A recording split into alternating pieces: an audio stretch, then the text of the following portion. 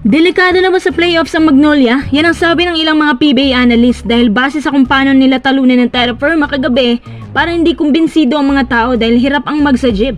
Halos hindi na magawang makapukol sa mga hulihang quarters dahil sa tight defense ng Terra Firma. Kaya naman ito ay mahigpit na pinag-aaralan pa rin ng Magnolia coaching staff. Dave Ildefonso balik na sa paglalaro dahil kinuha po siya ulit ng strong group kasama si Renz Abando. Kung gusto mo ang mga ganitong video, comment mo lang kung anong pwede nating mai-upload. Tara, talon tayo sa video. Unang quarter, parang nagmistulang Hinebra ang Terra Firma para sa Magnolia. Kaya medyo tabla-tabla lang laban. Kaya sa una, ganadong-ganado ang Terra Firma. Sa ikalawang quarter, ganun pa rin. Hindi magawang makalayo ng Magnolia sa jeep. Sa second half, pinangunahan ni Mark Nonoy ang jeep para maitabla lang ang laban. Kaso mali-mali lang ang place ng jeep kasi nga young team sila. Kaya sa uli, bumigay din ang jeep. Ang nabigay push talaga sa jeep, si Stanley Pringle. Nakakuha siya ng 15 points kahit di pa tapos ang ika-4 na quarter. Si Pringle parang batang-bata pag gumalaw kumpara kay Terrence. Ito si Terrence din, binigyan naman ng 2 turnovers ang jeep. In the end, nakakuha naman siya ng 3 puntos. Yun yung first 3 points niya sa jeep. Kung nagkataon lang na nandyan si Sistan sa jeep, baka nanalo pa sila kasi hirap si Ian kay Sistan. Ngayon dito tayo sa Magnolia. Ang dami nagtataka kung bakit nagkukumahog pang manalo ang Magnolia sa jeep, last team yan sa standings. Tsaka parang hindi naman ganito ang usual na nilalaro ng Mags. Nako, magkakatotoo ba yung sinasabi ng mga analyst na sa ganitong lagay mahihirapan sila sa standings?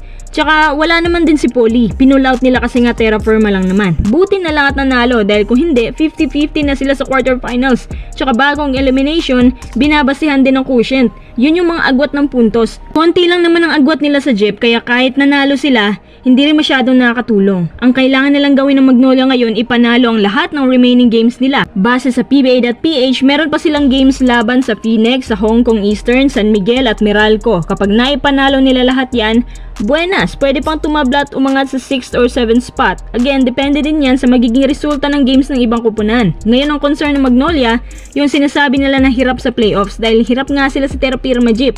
Para sa akin, turnovers ang kumakain sa kanila. Ngayong conference, mas napapadalas ang turnovers nila. Hindi ko alam kung may bagong system ba silang sinusubukan or going slow pace ba sila ng konti. Or baka nasa coaching staff ang problema. O baka naman sa players. O baka naman lahat-lahat. At para sa mga Magnolia fans, nakakaalarma na nga yung standings nila. Pero para naman sa mga SMC boss, ayos lang yan. Dave Ildefonso babalik na ulit sa paglalaro dahil hindi naman siya pinalad sa PBA kaya kinuha na lang siya pabalik sa Strong Group Athletics. Matatandaan na nagkaroon ng banning issue kay Dave dahil maarte nga raw to dahil ayaw pumasok sa NP or ayaw lang talaga niya ng rookie deal. Walang sagot si Dave doon pero sabi ng ama niya, kasalanan daw yan ng mga farm teams at doon naman nasakta ng Northport kaya naging motivated sila hanggang ngayon.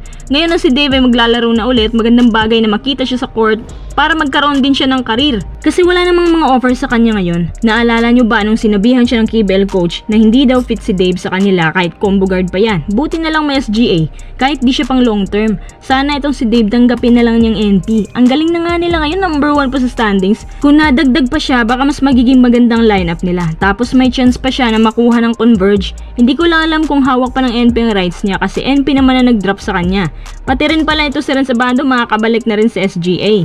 Si Renz ang isa sa mga suki na sa SGA at laging main man at main defense at shot blocker yan. Base sa binalita ng SGA official na bumalik na rin pala si Andre Blatch, Ange Kwame para sa Dubai Championship.